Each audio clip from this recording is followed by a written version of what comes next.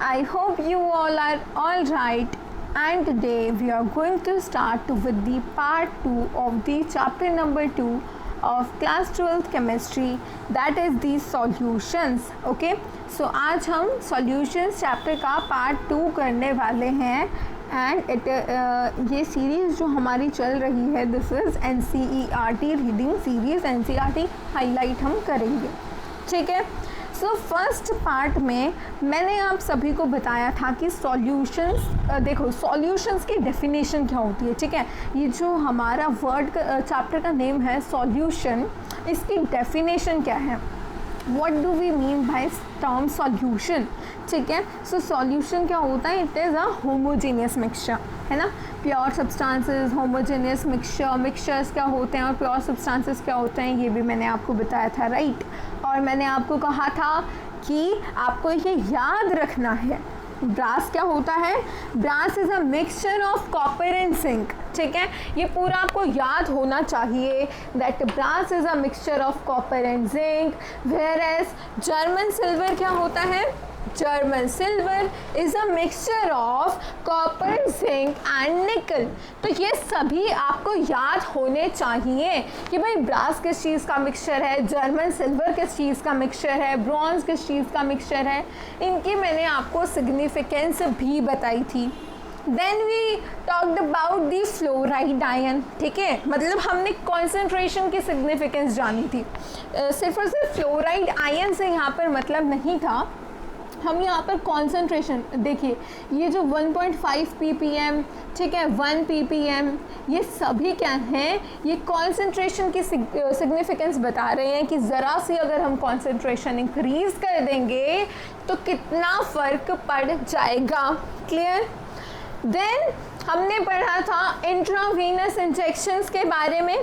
Intravenous injections को हम water में डिज़ोल्व करके लेते हैं.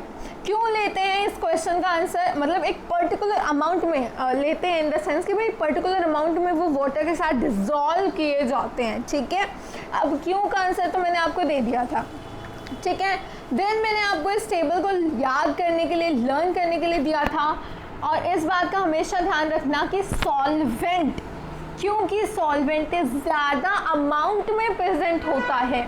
ठीक है, सॉल्वेंट ज़्यादा अमाउंट में प्रेजेंट होता है एक पर्टिकुलर सॉल्यूशन में, इसीलिए जो फिज़िकल नेचर होता है सॉल्यूशन का, ठीक है, physical nature in the sense कि हमारा सॉल्यूशन सॉलिड स्टेट में होगा, जैसे सॉलिड सॉल्यूशन होगा, लिक्विड सॉल्यूशन होगा या गैसियस सॉल्यूशन होगा, वो डिटरमाइन करेगा कि उनकी सॉल्वेंट की प्रॉपर्टी कैसी है.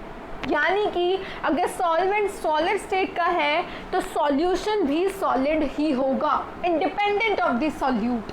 सॉलिड गैसियस भी हो सकता है, लिक्विड भी हो सकता है और सॉलिड भी हो सकता है, इसका ध्यान रखना है. और इसके बेस पे आपको कुछ ये एग्जाम्पल्स याद रखने हैं. ठीक है, now coming on to the next part, that is the expression of concentration of solution. ठीक है, एक सॉल्यूशन की हम कॉन्सेंट्रेशन को किस तरीके से एक्सप्रेस कर सकते हैं, हम किस तरीके से डिफाइन कर सकते हैं कि एक पर्टिकुलर सॉल्यूशन में कितनी अमाउंट ऑफ, जैसे अगर हमें सॉल्यूट के टर्म्स में बात करनी है, ठीक है, सॉल्यूट की अगर हमें मास परसेंटेज निकालनी है, वॉल्यूम परसेंटेज निकालनी है या फिर मोल फ्रैक्शन निकालनी है, ये सभी तरीके होते हैं कॉन्सेंट्रेशन को डिफाइन करने के. ठीक है, सो इसमें ज़्यादा कुछ नहीं करना, आपको बस ये फॉर्मूलेज याद रखने हैं. ठीक है, पार्ट्स पर मिलियन का फॉर्मूला हो गया, मास बाय वॉल्यूम परसेंटेज हो गया. ठीक है, मोल फ्रैक्शन का तो मैंने आपको बहुत इंपॉर्टेंट चीज़ बताई थी. मोल फ्रैक्शन का फॉर्मूला ये होता है, एंड मैंने बताया था कि एक पर्टिकुलर सॉल्यूशन में हर एक, मतलब जो सॉल्यूट, सॉल्वेंट, सबकी जब हम मोल फ्रैक्शन लेके उनको ऐड करेंगे so that will be unity. Always वहाँ पर रिफन आएगा, sum of all the mole fractions. ठीक है, okay. Now coming on to examples. तो एग्जाम्पल्स आज की क्लास में कर लेते हैं हम, या फिर ऐसा भी हो सकता है कि हम उस DPP सॉल्यूशन में कर लेंगे. ओके, तो हम एक काम करते हैं, एनसीईआरटी के एग्जाम्पल्स एनसीईआरटी के साथ ही सॉल्व कर लेते हैं। लास्ट वीडियो में मैंने आपको कहा था कि डीपीपी सॉल्यूशन के साथ मैं आपको दे दूंगी एग्जाम्पल, बट हम एनसीईआरटी के यहीं पर कर लेते हैं, ठीक है।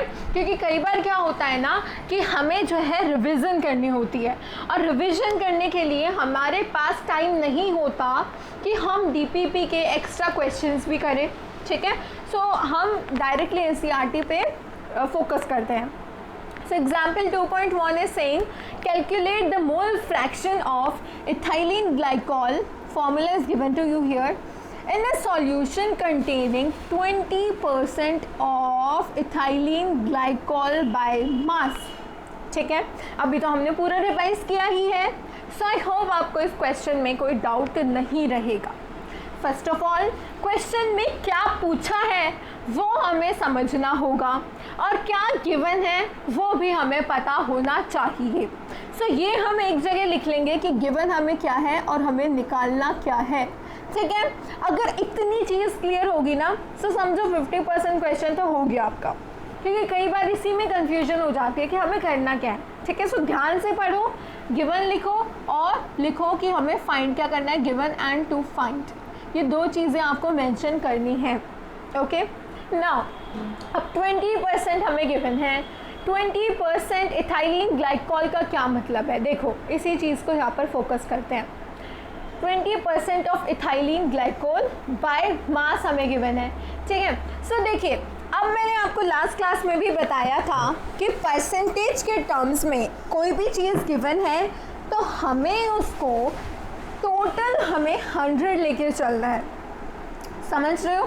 टोटल हम क्या लेके चलेंगे परसेंटेज के टर्म्स में, टोटल होगा 100, ठीक है। टोटल क्या होगा 100, ओके। एंड नाउ हमें क्या बात करनी है, 20% of ethylene glycol C2H6 and O2, it is ethylene glycol. So 20%। अब आप मुझे एक बात बता दो, 100 ग्राम का पता है, हम ना ये एज्यूम करके चलते हैं कि 100 ग्राम, जैसे मास गिवन है तो ग्राम ही एज्यूम करेंगे ना, तो 100 ग्राम हम एज्यूम करके चलते हैं कि टोटल सॉल्यूशन का मास है, ठीक है। और उसी एजम्पशन के अकॉर्डिंग 20% हमारे पास इथाइलिन ग्लाइकोल है। दैट मीन अगर टोटल 100 ग्राम है तो 100 ग्राम का 20% विल बी 20 ग्राम्स, ठीक है। हम बहुत ध्यान से कर रहे हैं क्वेश्चंस को, ठीक है। सो बहुत ध्यान दो इन क्वेश्चंस पे, ये बहुत इंपॉर्टेंट है। सो इतना क्लियर हुआ, ये चीज़ क्लियर होनी बहुत इंपॉर्टेंट है। सो 100 ग्राम क्या है, टोटल सॉल्यूशन का मास है, ठीक है। और 20 ग्राम क्या है, इथाइलिन ग्लाइकोल का मास है। यानी कि अगर हम सॉल्यूशन वाटर में बना रहे हैं, that mean if water is a solvent in this case, ठीक है, if water is the solvent in this case, so यहाँ पर हमारे पास क्या होगा, सॉल्वेंट क्या होता है, solvent is solution minus solute. अगर मुझसे न्यूमेरिक टर्म्स में सॉल्वेंट पूछा जाए, so what will I answer, solution minus solute की अमाउंट, ठीक है। सो अगर मेरे पास 100 ग्राम सॉल्यूशन है, उसमें से मैंने निकाल लिया कि 20 ग्राम इथाइलिन ग्लाइकोल है, सो बचा क्या, 100 माइनस 20, 80 ग्राम्स क्या होगा हमारे पास, वाटर। क्लियर सभी को, ठीक है। नाउ कमिंग ऑन टू, अब हमें क्या है, मोल फ्रैक्शन निकालनी है।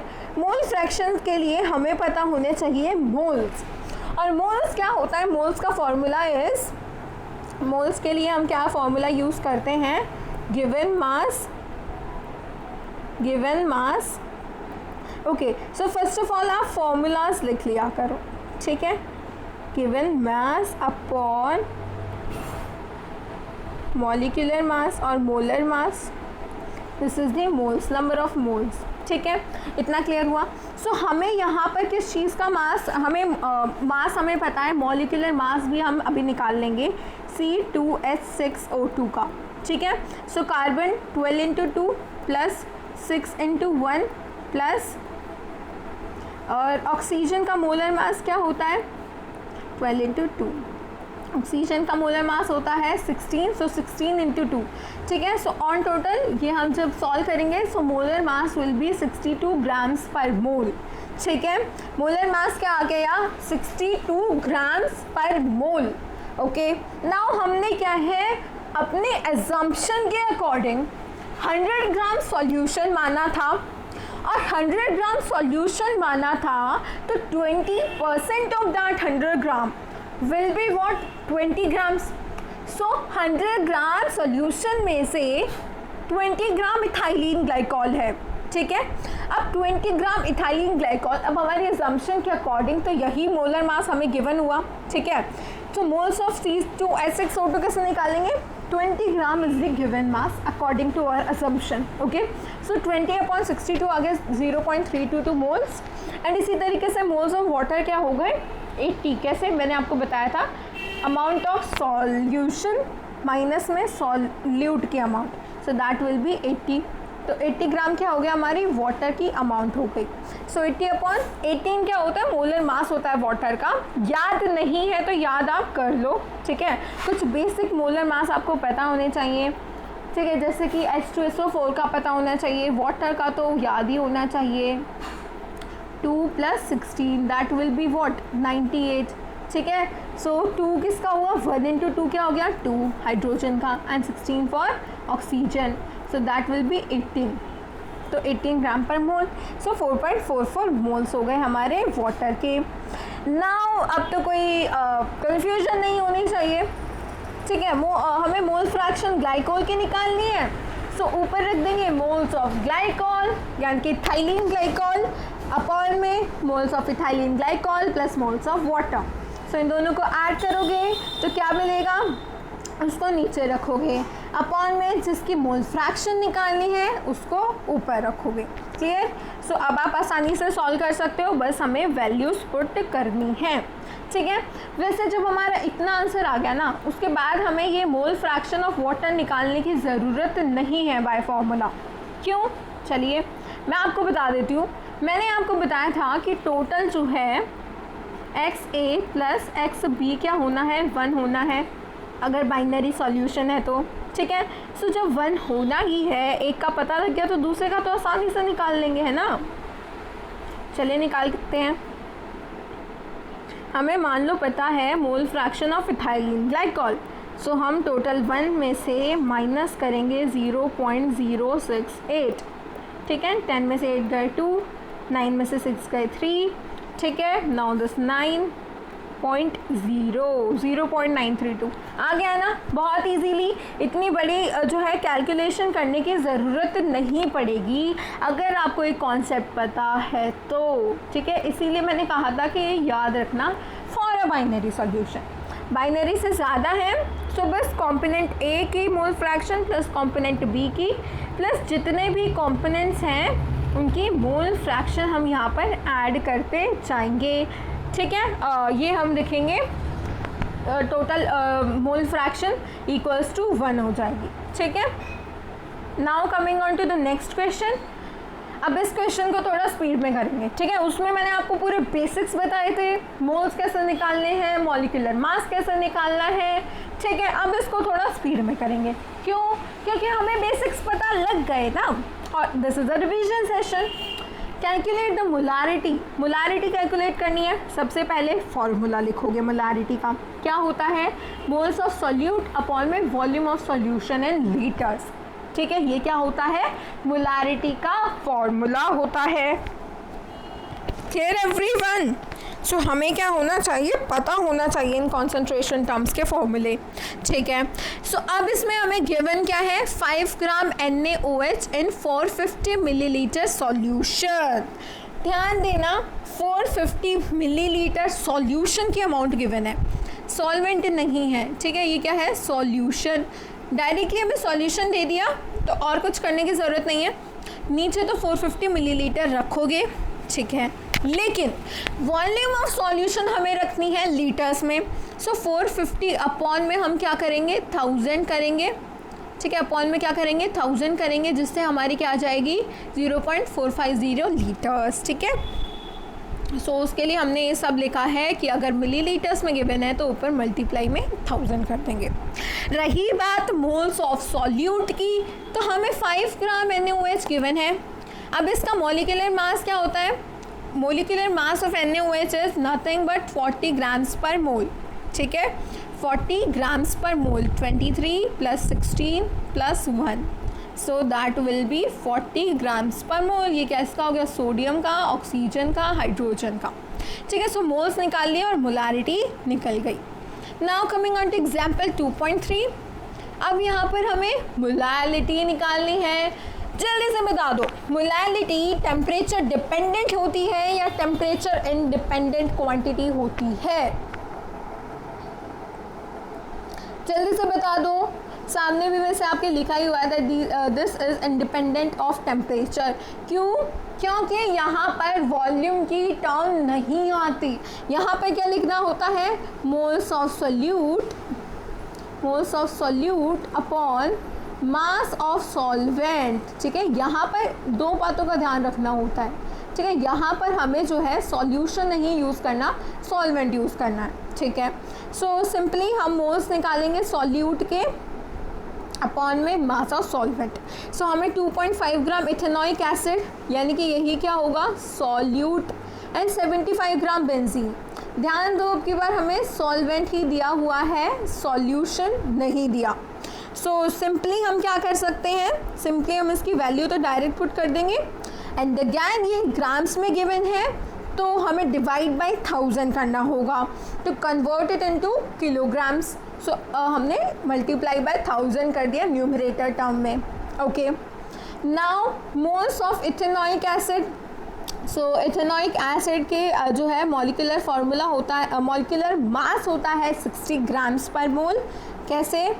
देखो, कार्बन का क्या होता है? कार्बन का 12, कार्बन का क्या हुआ? 12 एंड C2 है, यानी कि 12 × 2। H का 1 होता है तो 1 × 4, एंड O का 2, यानी कि 16, O2 प्रेजेंट है तो 16 × 2, दैट विल बी 60 ग्राम्स पर मोल। सो यहाँ से हमारे इथेनॉइक एसिड के मोल्स आ गए, गिवन मास अपॉन में molar mass. Mass of benzene in kilogram, ये हमें पता लग गया, एंड यहाँ से हमने मोलारिटी निकाल ली, okay. Now coming on to solubility part. ये हमारा आज का मेन टॉपिक था। अभी तक हमने लास्ट टॉपिक को रिवाइज किया, क्वेश्चंस करे इन टेक्स्ट, ठीक है, सॉरी इन टेक्स्ट नहीं, एग्जाम्पलर्स, ठीक है। अब इन टेक्स्ट क्वेश्चंस को खुद एक बार ज़रूर ट्राई करना। 5 क्वेश्चंस आपको गिवन है, और नेक्स्ट वीडियो में तो आपको इनके सॉल्यूशंस मिल ही जाएंगे, ओके। सॉल्युबिलिटी क्या होता है? Solubility of a substance is its maximum amount that can be dissolved in a specified amount of solvent. Highlight करो इन important points को।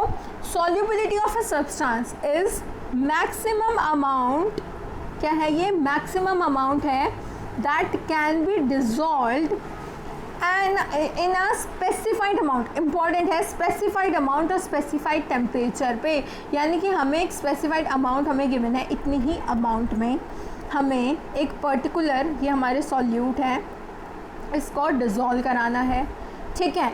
तो वहाँ पर एक स्पेसिफाइड अमाउंट होगी और स्पेसिफाइड क्या होगा? Temperature, specified amount and temperature, clear?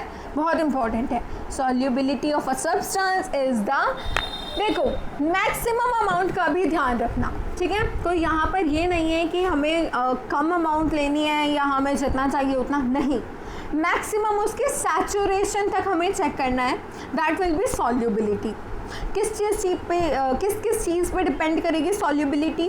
Of course nature of solute और सॉल्वेंट पे तो डिपेंड करेगी ही कि ये सॉल्वेंट और सॉल्यूट के इंटरैक्शंस कैसे हैं एक दूसरे में। इंटरैक्शंस अच्छे होंगे तो ये जल्दी बाइंड करेंगे और ज़्यादा सॉल्युबिलिटी होगी, अच्छी सॉल्युबिलिटी होगी, as well as on the temperature and pressure. ये भी मैं आपको भी रिलेशन बता दूंगी, टेम्परेचर इंक्रीज करने पे सॉल्युबिलिटी का क्या होता है in different cases. Let us consider the effect of these factors in solution of a solid, gas or in a liquid state. अब इन सभी के हम इफ़ेक्ट्स देख लेते हैं।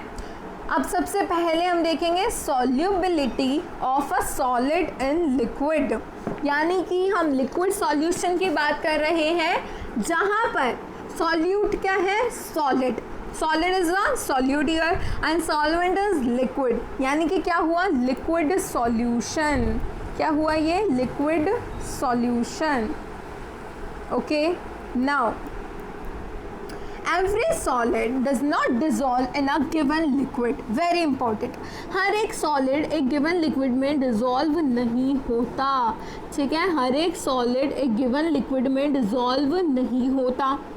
एग्जाम्पल्स के तौर पे समझते हैं सोडियम क्लोराइड और शुगर, ये तो हमें पता है, सोडियम क्लोराइड क्या होता है, नमक, और चीनी, दोनों ही आराम से डिजॉल्व हो जाते हैं वाटर में, है ना, लेकिन नेप्थलीन और एंथ्रासीन जो है वो नहीं होते।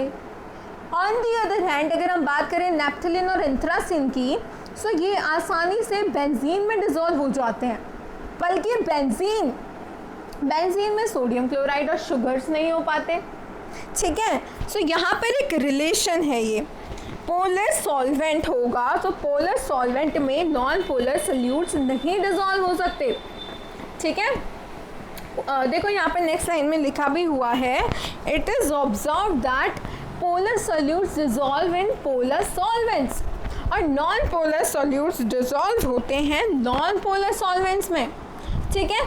इसको हम किस तरीके से डिफाइन कर सकते हैं, लाइक डिजॉल्व्स लाइक से, यानी कि अगर हमारे पास पोलर सॉल्यूट है तो वो पोलर सॉल्वेंट में ही, जैसे कि वाटर, सोडियम क्लोराइड और शुगर का हमने एग्जाम्पल लिया, सो ये बेंजीन में क्यों नहीं डिजॉल्व हो पाए शुगर और NaCl, क्यों, क्योंकि उनकी पोलैरिटी डिफरेंट थी, clear. When a solid solute is added to the solvent, देखो अब यहाँ दो इंपॉर्टेंट डेफिनेशंस आ रही हैं जो साथ साथ मार्क करेंगे आप, ठीक है। जब एक सॉलिड सोल्यूट को सॉल्वेंट में ऐड किया जाता है, ठीक है, सॉल्वेंट इस केस में लिक्विड ले रहे हैं हम, और सॉल्यूट तो यहाँ पर मेंशन कर ही दिया सॉलिड, सो कुछ अमाउंट ऑफ सॉल्यूट डिजॉल्व हो जाता है, और सॉल्यूट डिजॉल्व हो जाता है सो कॉन्सेंट्रेशन इंक्रीज हो जाती है। कॉन्सेंट्रेशन सॉल्यूट वाला कॉन्सेप्ट बहुत अच्छे से लास्ट क्लास में मैंने आपको एक्सप्लेन कर रखा है, ठीक है। सो फिर भी थोड़ा सा मैं आपको बता देती हूँ, जैसे लिक्विड सॉल्यूशन है, सो अगर मैंने इसमें let's suppose these are solutes, ठीक है, सो सॉल्यूट की अमाउंट इस पर्टिकुलर लिक्विड सॉल्यूशन में जितनी ज़्यादा होगी, ठीक है, जितनी ज़्यादा सॉल्यूट की अमाउंट होगी उतना ही ज़्यादा ये सॉल्यूशन कॉन्सेंट्रेटेड होगा, ठीक है। लेट्स सपोज ये हमारा सॉल्यूट है और एक कंडीशन में हमारे पास ये क्या है, ज़्यादा कॉन्सेंट्रेटेड है, ठीक है। कॉन्सेंट्रेशन कब इंक्रीज होती है, जब यहाँ पर हमारे पास सॉल्यूट की अमाउंट ज़्यादा होती है, ठीक है। और कॉन्सेंट्रेशन डिक्रीज कब होती है, जब सॉल्यूट की अमाउंट कम होती है। So let's suppose this is your solvent and यहाँ पर हमारे पास ये सॉल्यूट है, सो लास्ट वाले केस के कंपैरिजन में यहाँ पर बहुत कम सॉल्यूट प्रेजेंट है, so this is a dilute solution, ठीक है। नाउ कमिंग ऑन टू, जैसे जैसे हम सॉल्यूट को ऐड करते जाएंगे वैसे वैसे कॉन्सेंट्रेशन इंक्रीज होती जाएगी सॉल्यूशन की, और इसी प्रोसेस को हम क्या बोलते हैं, डिसॉल्यूशन। वेरी इंपॉर्टेंट, याद रखेंगे डिसॉल्यूशन क्या होता है, ठीक है। अब कुछ सॉलिड पार्टिकल्स का क्या होता है ना, डिसॉल्यूशन तो ठीक है, लेकिन कुछ सॉलिड पार्टिकल्स का क्या होता है ना कि वो एक दूसरे के साथ कोलाइड करके, ठीक है, वो सॉलिड सॉल्यूट पार्टिकल सेपरेट हो जाते हैं सॉल्यूशन से, ठीक है, एक दूसरे के साथ वो कोलाइड करके वो पार्टिकल्स दोनों सेपरेट हो जाते हैं सॉल्यूशन से, और वो ऐसा मिक्सचर जैसे बीकर है, तो ये हमारे पास पूरा सॉल्यूशन है, तो ये जो सॉलिड सॉल्यूट पार्टिकल जो है वो जो कोलाइड कर रहे थे, अब वो जाके सेपरेट हो गए और वो नीचे जो है एज अ पीपीटी बैठ जाते हैं, ठीक है। And this process is known as what, crystallisation. So dissolution और क्रिस्टलाइजेशन में कोई डाउट नहीं होना चाहिए। A stage is reached when two processes occur at the same rate.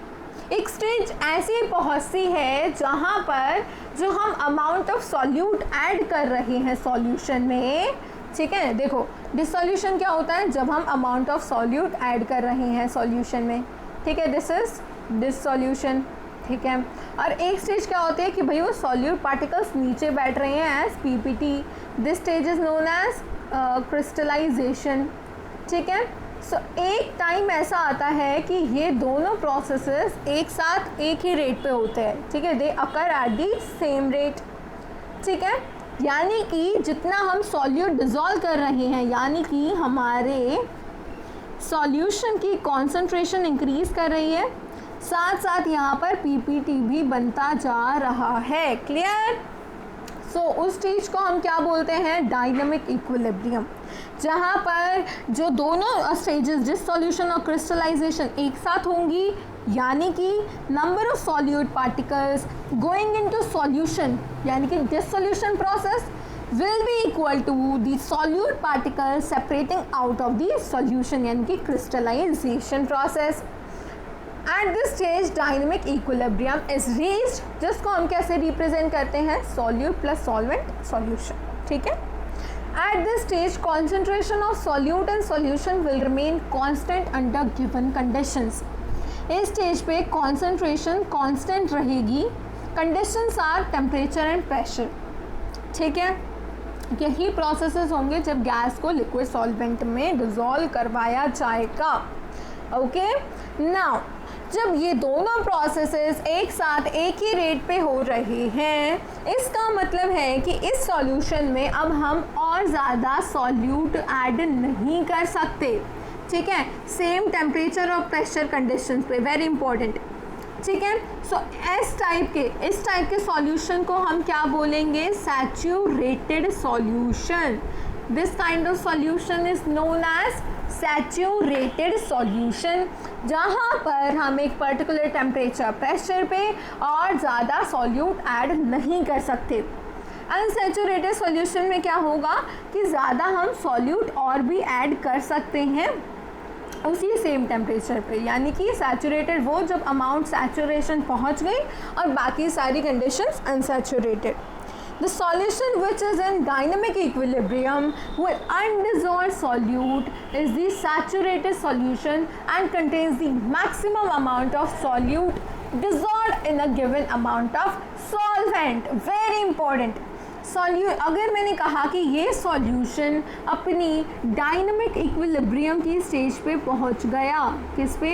Dynamic equilibrium की स्टेज पे अगर ये सॉल्यूशन हमारा पहुंच गया इस तरीके से कह रहे हैं, सो इसका मतलब क्या है? दिस मीन्स दैट दी जो सॉल्यूट हम जितना ऐड कर सकते थे इस सॉल्वेंट में, वो सॉल्यूट की अमाउंट क्या हो गई? मैक्सिमम, ठीक है।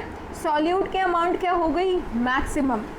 Okay, so this is the point. और ये डायनामिक इक्विलिब्रियम वाली कंडीशन हमेशा हमें देखने को मिलेगी in the case of saturated solutions. Clear है सभी को? सैचुरेटेड सॉल्यूशंस के केस में ही हमें डायनामिक इक्विलिब्रियम वाली कंडीशन देखने को मिलेगी। ओके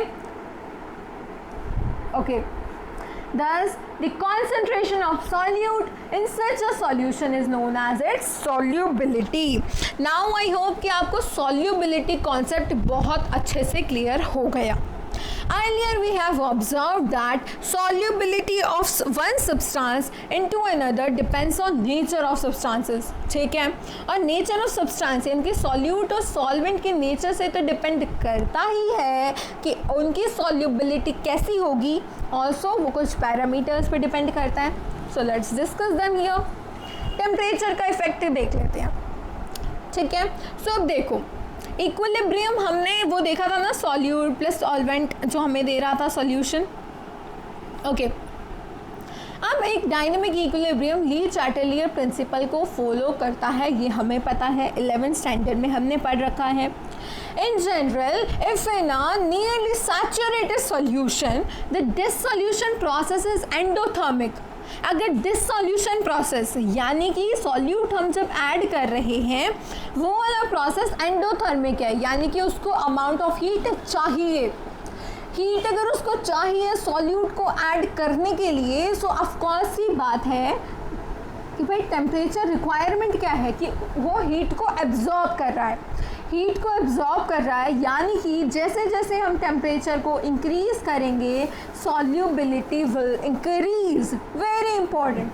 एंडोथर्मिक कंडीशन में क्या होगा, सॉल्युबिलिटी इंक्रीज करेगी इंक्रीजिंग टेम्परेचर के साथ। While in case of exothermic solution, exothermic solution के केस में जैसे जैसे हम, अब क्योंकि ये एक्सोथर्मिक सॉल्यूशन तो एंडोथर्मिक सॉल्यूशन का अपोजिट हो गया, इसको हीट नहीं चाहिए, ठीक है, लेकिन हम फिर भी अगर हीट देंगे यानी कि टेम्परेचर इंक्रीज करेंगे तो सॉल्युबिलिटी डिक्रीज होगी। Clear? Now coming on to effect of pressure. So pressure का कोई खास सिग्निफिकेंट इफेक्ट नहीं होता सॉलिड्स पे, यानी कि सॉलिड एंड लिक्विड में। If it is so because solids and liquids are highly incompressible and practically remain unaffected by change in pressure, ठीक है। सो इम्पॉर्टेंट है, क्वेश्चन पूछा जा सकता है कि प्रेशर का इफेक्ट जो है क्यों नहीं होता, because they are highly incompressible. Now coming on to the solubility of a gas in a liquid solution. Now बहुत सारी गैसेस वाटर में डिज़ोल्व हो जाती है। इनफैक्ट ऑक्सीजन की हम बात करें, so oxygen dissolves only to a small extent in water.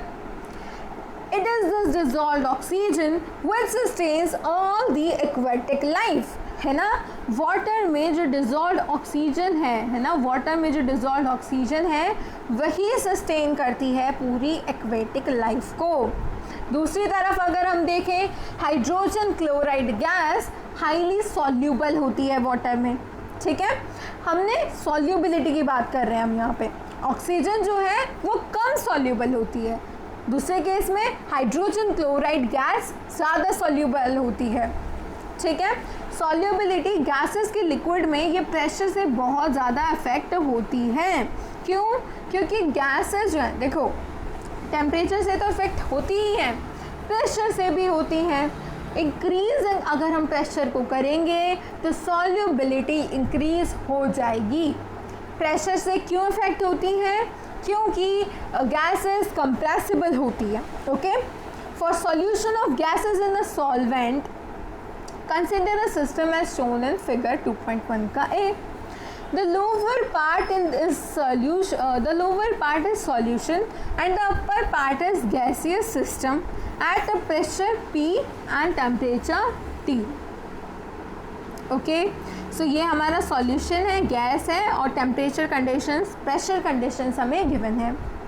Assume the system to be in a state of dynamic equilibrium. इसको हमें डायनामिक इक्विलिब्रियम के स्टेट में एज्यूम करना है। दैट इज़ कि इन कंडीशंस के अंडर गैसियस पार्टिकल्स जो enter कर रहे हैं सॉल्यूशन में और जो लीव कर रहे हैं सॉल्यूशन को, उनका रेट सेम है। अब इसी कंडीशन में अगर हम प्रेशर को इंक्रीज़ कर देंगे, ठीक है, कंप्रेशन करेंगे, अगर हम कंप्रेस करेंगे पिस्टन को तो प्रेशर इंक्रीज़ हो जाएगा। अब प्रेशर के इंक्रीज़ करने पे आप देखेंगे गैस की वॉल्यूम जो है वो कम हो गई, ठीक है। नाउ ये क्या करेगा, this will increase the number of gaseous particles per unit volume over the solution. देखो अब जो यहाँ पर यूनिट वॉल्यूम इतने से गैसियस पार्टिकल से, अब वो इस केस में पर यूनिट वॉल्यूम देखो कितने सारे गैसियस पार्टिकल्स हैं, ठीक है। सो इससे क्या हुआ कि भाई number of gaseous particles per unit volume increase हो गए। Also, the rate at which the gaseous particles are striking the surface of the solution to enter it also increased, ठीक है, कि भाई जितने ज़्यादा पार्टिकल्स तो इंक्रीज हुए ही हुए हैं, अब ये पार्टिकल्स कितने रेट पे इस वॉल को अफेक्ट कर रहे हैं, कितना प्रेशर डालेंगे, वो भी इंक्रीज हो गया, ठीक है।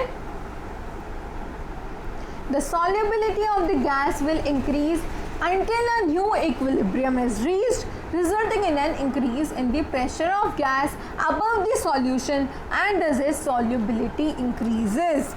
जब तक एक नई इक्विलिब्रियम स्टेट हमें नहीं मिल जाती, जब तक ये सॉल्युबिलिटी इंक्रीज होती रहेगी।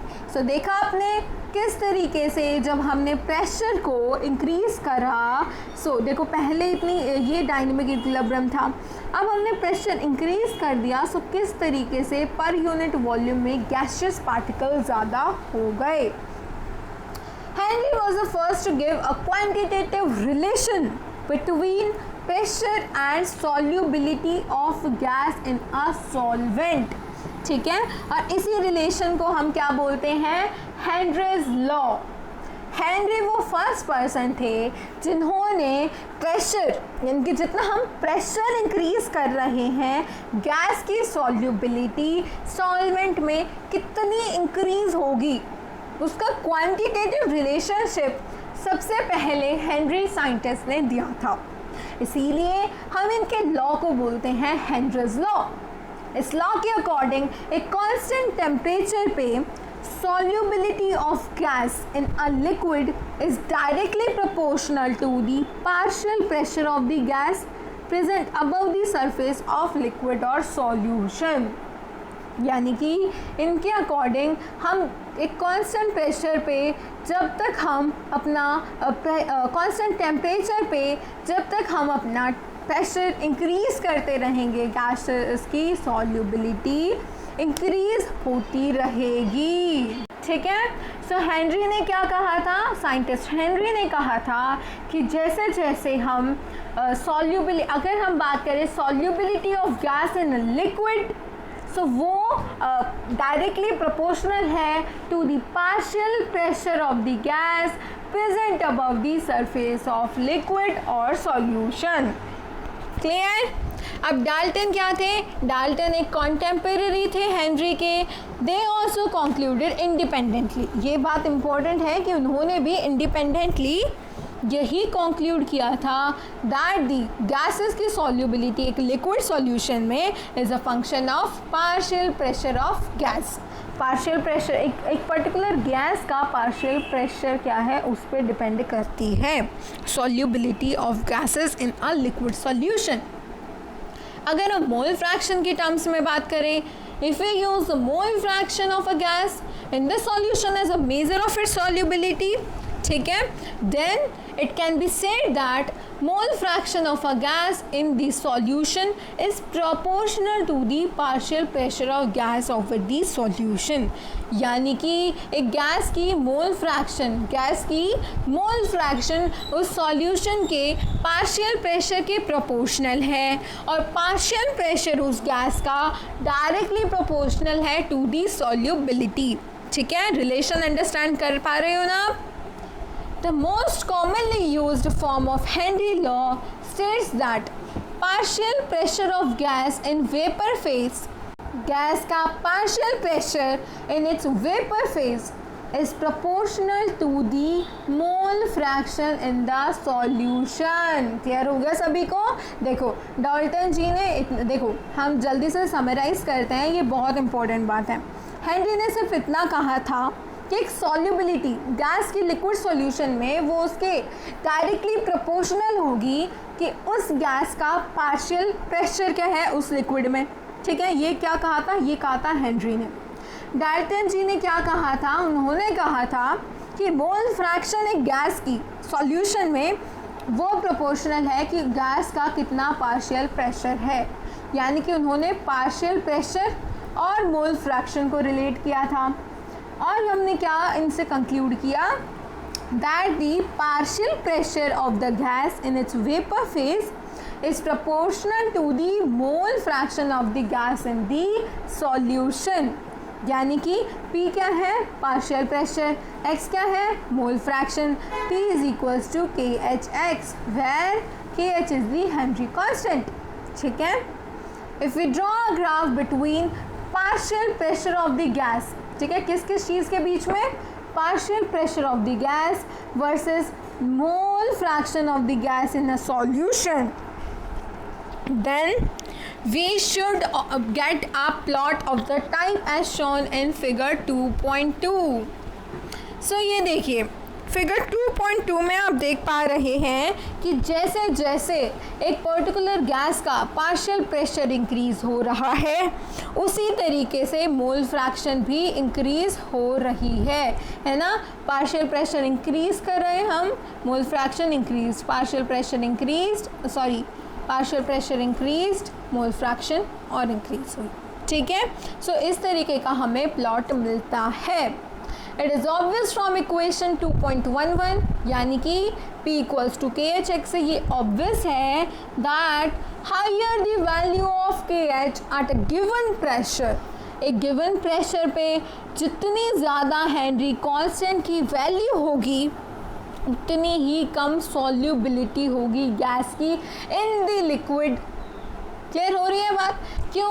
क्योंकि देखो अब प्रेशर जो है, पार्शियल प्रेशर वो तो कांस्टेंट है, इज इक्वल्स टू KH। अब KH की वैल्यू जितनी ज़्यादा होगी उतनी ही कम जो है हमारी जो है मोल फ्रैक्शन होगी। Clear? It can be seen from table 2.2 that the KH value for both N2 and O2 increases with increase of temperature, indicating that solubility of gases increases with decrease of temperature। मैंने अभी आपको बताया कि KH की value increase होने से solubility decrease होती है। ठीक है, ठीक है, सॉल्युबिलिटी डिक्रीज़ होती है यानी कि इन्वर्स रिलेशन। ऑल्सो हम यहाँ देखो, यहाँ पर ये हमें टेबल हमारी है O2 और N2 की। जैसे जैसे हम टेम्परेचर यहाँ पर इंक्रीज़ कर रहे हैं KH की वैल्यू इंक्रीज़ हो रही है, O2 के केस में भी ऐसा ही हो रहा है। ठीक है, सो जिस तरीके से टेम्परेचर अगर हम इंक्रीज़ कर रहे हैं उसकी KH वैल्यू इंक्रीज़ हो रही है यानी कि KH value increase, solubility decrease. और यहाँ अगर हम टेम्परेचर को रिलेट करें so KH value increases with increasing temperature, with increasing temperature. So यहाँ पे हमें इन्वर्स रिलेशन मिल गया between the temperature and the solubility of the gases. चलिए समझते हैं ऐसा क्यों होता है। ऐसा इसीलिए होता है क्योंकि जब हम एक पर्टिकुलर हमारे पास लेट्स सपोज सॉल्यूशन है, ठीक है, सॉल्यूशन है ये, ठीक है, अब यहाँ पर हम क्या कर रहे हैं ना, यहाँ पर हम टेम्परेचर इंक्रीज़ कर रहे हैं। ठीक है, टेम्परेचर इंक्रीज़ यहाँ पर हम कर रहे हैं। सो यहाँ के जो सॉल्यूट पार्टिकल्स होंगे, गैसेस पार्टिकल्स जो होंगे, अब गैसेस क्या करती हैं, जैसे टेम्परेचर इंक्रीज़ होता है तो काइनेटिक एनर्जी इंक्रीज़ होती है, that mean thermal energy increase होती है ना। और थर्मल एनर्जी इंक्रीज़ होने से पार्टिकल्स की काइनेटिक एनर्जी इंक्रीज़ होती है। और पार्टिकल्स की अगर काइनेटिक एनर्जी इंक्रीज़ हो रही है मतलब कि वो पार्टिकल्स क्या कर रहे हैं, अब वो पार्टिकल्स दूर दूर भाग रहे हैं। ठीक है, ये पार्टिकल्स क्या हैं, दूर दूर भाग रहे हैं। बल्कि सॉल्युबिलिटी जब इंक्रीज़ होगी तब हमारे पार्टिकल्स की काइनेटिक एनर्जी डिक्रीज़ हो जब हमारी सॉल्युबिलिटी इंक्रीज़ होती है। क्लियर सभी को ये पॉइंट्स? ठीक है, सो ये हमने अंडरस्टैंड कर लिया, ये हमने कॉन्सेप्ट समझ लिया कि भाई टेम्परेचर के इंक्रीज़ करने से ऐसा क्या हो जाता है कि हमारी सॉल्युबिलिटी डिक्रीज़ हो जाती है। ठीक है, बल्कि वॉल्यूम का आपको पता है ना, जितने ज़्यादा टेम्परेचर इंक्रीज़ करेंगे वॉल्यूम इंक्रीज़ होगी इन केस ऑफ लिक्विड्स। ठीक है, it is due to the reason, gases में भी ऐसा ही होगा कि जितना ज़्यादा टेम्परेचर हम इंक्रीज़ करेंगे उतनी ही वॉल्यूम इंक्रीज़ होगी। It is due to the reason that aquatic species are most comfortable in cold waters rather than in warm waters. Warm waters में जो है ऑक्सीजन डिज़ोल्व अच्छे से नहीं हो पाएगा और कोल्ड वाटर्स में अच्छे से डिज़ोल्व रहेगा, इसीलिए एक्वाटिक स्पीशीज़ ज़्यादा कंफर्टेबल होती हैं कोल्ड वाटर में। क्लियर? सो ये टेबल भी आप एक बार रीड कर लोगे ना, ये N2 और O2 का पोर्शन फिर से जब आप रीडिंग करोगे NCERT की, फिर आपको सब कुछ क्लियर हो जाएगा। Okay, now coming on to this question, if N2 gas, if nitrogen gas bubbled through water at 293 Kelvin, how many millimoles of N2 gas? अब देखो अंडरलाइन करो जो चीज़ गिवन है, वाटर का जो आपको टेम्परेचर यहाँ गिवन है दैट इज़ 293 केल्विन, हमें क्या निकालना है, millimoles of nitrogen gas dissolved in 1 liter of water. Assume that nitrogen exerts a partial pressure of 0.787 bar. Partial pressure हमें गिवन है और हेनरी लॉ कांस्टेंट यानी कि KH वैल्यू फॉर नाइट्रोजन हमें गिवन है 76.48 किलो बार एट 293 केल्विन टेम्परेचर। सो बस अब तो हम सिंपली सॉल्व कर सकते हैं, है ना। सो हमें पता है कि गैस की सॉल्युबिलिटी उसकी मोल फ्रैक्शन के साथ रिलेटेड है एक एक्वस सॉल्यूशन में। So the mole fraction of the gas in the solution is calculated by applying Henry law. एक गैस की हम मोल फ्रैक्शन किस तरीके से निकालेंगे? हेनरी लॉ के थ्रू, ठीक है। सो हमें पता है P is equals to KHX, हमें निकालना है X, so X will be P यानी कि partial pressure of nitrogen upon Henry's constant. So हमें मोल फ्रैक्शन ऑफ नाइट्रोजन मिल गई। अब मोल फ्रैक्शन ऑफ नाइट्रोजन हमें मिल गई, सो हम मोल्स भी निकाल सकते हैं नाइट्रोजन के, ठीक है। 1 लीटर ऑफ वाटर का हमें पता है कि भाई 1 लीटर वाटर हमें कितना गिवन है, देखिए वाटर हमें 1 लीटर गिवन है, ठीक है। सो 1 लीटर वाटर में हमें पता है कि 55.55 मोल्स होते हैं वाटर के। सो मोल फ्रैक्शन नाइट्रोजन की कैसे निकलेगी? नाइट्रोजन के नंबर ऑफ मोल्स अपॉन में टोटल नंबर ऑफ मोल्स, ठीक है। सो इस तरीके से हम मोल्स निकालेंगे नाइट्रोजन के। अब मोल्स मिल गए, हमें एक्स की वैल्यू मिल गई। सो अब क्या बचा क्वेश्चन में, देखिए लीटर में हम एन को नेग्लेक्ट कर सकते हैं क्योंकि एन क्या है 55.55 से बहुत कम है, ठीक है। सो हमने एन को नेग्लेक्ट कर दिया, ओके।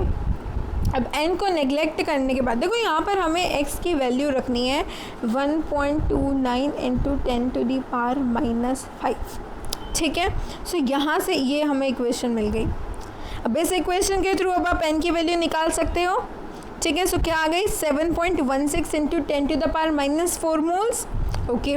नाउ हमें पता है, हमें क्या पता है, मोल्स ऑफ दी नाइट्रोजन, ठीक है।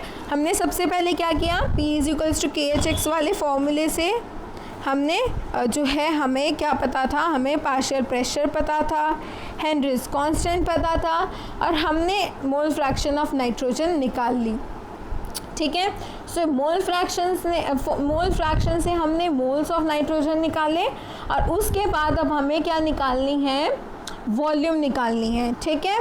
सो वॉल्यूम के लिए what will we do, moles into moles upon में, सॉरी हमें प्रेशर निकालना है, मतलब कि हमें निकालना है कि कितने मिली मोल्स हमारे जो हैं डिज़ोल्व होंगे नाइट्रोजन के इन दी सॉल्यूशन, ठीक है। सो उसके लिए तो बेसिकली हमें क्या करना है, जो हमें मोल्स मिले हैं नाइट्रोजन के उनको अपॉन में 1 मोल, और क्योंकि हमसे मिली मोल में पूछा है, सो मिली मोल्स के लिए हम ऊपर क्या कर देंगे, multiply by 1000, so that will be 0.716 moles, millimoles, clear. Now coming on to the applications of Henry's law. So Henry law के एप्लीकेशंस देख लीजिए। अगर हमें कार्बन डाइऑक्साइड की कॉन्सेंट्रेशन इंक्रीज़ करनी है सॉफ्ट ड्रिंक्स में, सोडा वाटर में, सो हम बॉटल को हाई प्रेशर में सील कर देते हैं। प्रेशर इंक्रीज़ करने पे सॉल्युबिलिटी इंक्रीज़ हो जाती है।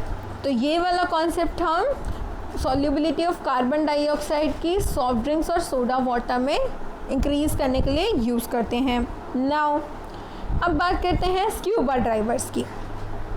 Scuba drivers must cope with high concentration of dissolved gases while breathing air at high pressure under water conditions. So increased pressure क्या करता है, solubility atmospheric gases भी increase कर देता है blood में। When the divers come towards surface, pressure धीरे धीरे डिक्रीज़ करना स्टार्ट कर देता है, ठीक है। वाटर के अंदर जो है प्रेशर ज़्यादा है, बाहर कम है। सो जैसे जैसे सरफेस के पास आते हैं सो प्रेशर डिक्रीज़ होना स्टार्ट हो जाता है। This releases the dissolved oxygen and leads to the formation of bubbles of nitrogen in the blood. और बबल्स जब नाइट्रोजन के ब्लड में बन जाते हैं, देखो यहाँ पर क्या हुआ, दोबारा समझो। स्क्यूबा डाइवर्स का क्या होता है ना कि कंसंट्रेशन ऑफ डिसॉल्व्ड गैसेस ज़्यादा होती है, हाई प्रेशर कंडीशंस जो होती हैं उनमें सॉल्युबिलिटी भी इंक्रीज़ हो जाती है एटमॉस्फेरिक गैसेस की ब्लड में। और जैसे ही ये स्क्यूबा डाइवर्स अंदर से बाहर की तरफ यानी कि सरफेस की तरफ आते हैं तो प्रेशर डिक्रीज़ हो जाता है, वहाँ पर कम होता जाता है, ठीक है। इसीलिए सभी जो है नाइट्रोजन गैसेज जो होती हैं वो ब्लड में बबल्स बना लेती है, और बबल से क्या होता है, कैपिलरीज ब्लॉक हो जाती हैं और ये मेडिकल कंडीशन बन जाती है जिसको क्या बोलते हैं, बेंड्स, ठीक है, which are painful and dangerous to life. और इन बेंड्स को अवॉइड करने के लिए एज वेल एज इनके टॉक्सिक इफ़ेक्ट्स को हटाने के लिए हमें नाइट्रोजन की हाई कॉन्सेंट्रेशन ब्लड में the effects of high concentration of nitrogen in the blood, ठीक है, कॉन्सेंट्रेशन नाइट्रोजन की ब्लड में इंक्रीज हो जाती है due to that pressure gradient, ठीक है। सो यहाँ पर स्क्यूबा डाइवर्स इस चीज़ के इफेक्ट से बचने के लिए वो टैंक्स यूज़ करते हैं filled with air diluted with helium, ठीक है, और ये आपको कंपोजिशन दे रखी है, okay. Now third point is at high altitudes partial pressure of oxygen is less than that at the ground level। जैसे जैसे हम ग्राउंड लेवल से अपने ऊपर की तरफ जाते जाएंगे ऐसे ही पार्शियल प्रेशर जो है ऑक्सीजन का डिक्रीज़ होता जाता है। इससे क्या होगा, इससे लो कंसंट्रेशन ऑफ ऑक्सीजन हो जाएगी ब्लड में और टिश्यूज़ में, ठीक है। जो पीपल्स हाई एल्टीट्यूड्स पे रहते हैं, जो क्लाइंबर्स होते हैं, उनके ब्लड में तो फिर लो अमाउंट ऑफ ऑक्सीजन पहुँचेगी, ठीक है। Low blood oxygen causes climbers to become weak and unable to think clearly, और इस चीज़ के सिम्टम्स को क्या बोलते हैं, एनॉक्सिया, ठीक है। जैसे जैसे हम एल्टीट्यूड इंक्रीज़ होता जाता है उस तरीके से पार्शियल प्रेशर ऑक्सीजन का डिक्रीज़ होता जाता है, जिस वजह से जो क्लाइंबर्स और हाई एल्टीट्यूड्स वाले पर्सन होते हैं उनको प्रॉब्लम होती है, and that condition is known as anoxia. Now हमें इस कंडीशन में इफ़ेक्ट ऑफ टेम्परेचर में आपको एक्सप्लेन कर रखा है कि गैसेस की सॉल्युबिलिटी लिक्विड्स में डिक्रीज़ क्यों होती है विद राइज इन टेम्परेचर। क्योंकि with dissolve gas molecules are present in liquid phase, ठीक है। जब डिज़ोल्व फॉर्म में होते हैं तो गैस मॉलिक्यूल्स लिक्विड फेज में प्रेजेंट होते हैं, और इस प्रोसेस को हम डिसोल्यूशन कहते हैं। मतलब ये जो प्रोसेस हमारा डिसोल्यूशन का जो मैंने आपको बताया था कि सॉल्यूट ऐड करते हैं, ठीक है, वो सब अभी आपको थोड़ी देर पहले बताया था। जब गैशियस पार्टिकल्स लिक्विड फेज में प्रेजेंट हैं, and the process of dissolution can be considered similar to condensation and heat is evolve in this process. यानी कि मैंने आपको बताया था कि अगर एक्सोथर्मिक कंडीशन होगी, एक्सोथर्मिक कंडीशन में टेम्परेचर के इंक्रीज़ करने पे सॉल्युबिलिटी डिक्रीज़ होगी। यहाँ पर भी वही हो रहा है, टेम्परेचर इंक्रीज, क्योंकि देखो ली चार्टेलियर प्रिंसिपल को तो हमारा जो है ये डिसोल्यूशन प्रोसेस फॉलो करता ही है ना, डायनामिक इक्विलिब्रियम होता है। अगर यहाँ पर ये प्रोसेस पता है क्या है, ये है एक्सोथर्मिक प्रोसेस, और टेम्परेचर इंक्रीज़ करने पे फिर सॉल्युबिलिटी तो डिक्रीज़ होगी ही ना। एंडोथर्मिक प्रोसेस में ऐसा होता है कि टेम्परेचर इंक्रीज़ करेंगे तो सॉल्युबिलिटी इंक्रीज़ हो जाएगी, ठीक है। इस बात का ध्यान रखना। वाई की फॉर्म में क्वेश्चन अगर पूछते हैं ऐसा क्यों होता है, the answer is this, as dissolution is an exothermic process, the solubility should decrease with increase in temperature. इससे भी बड़ा पूछा है तो आप ये थोड़ा सा एक्सप्लेन भी कर सकते हो कि डिसोल्यूशन डायनामिक इक्विलिब्रियम को फॉलो करता है, यानी कि ली चार्टेलियर प्रिंसिपल को भी फॉलो करता है। क्लियर। अब ये जो इंडेक्स्ड क्वेश्चंस हैं ये आपको खुद ट्राई करने हैं, नेक्स्ट वीडियो में कर लेंगे हम। And from the topic vapour pressure of liquid solutions, ये हम नेक्स्ट क्लास में कंटिन्यू करेंगे। एंड ऑल्सो गाइस डीपी पे सॉल्यूशंस वाली वीडियो लास्ट लेक्चर एक सीरीज में मेंटेन करके चलना, okay. So don't forget to revise this session, like, share and subscribe the video. Thank you for watching.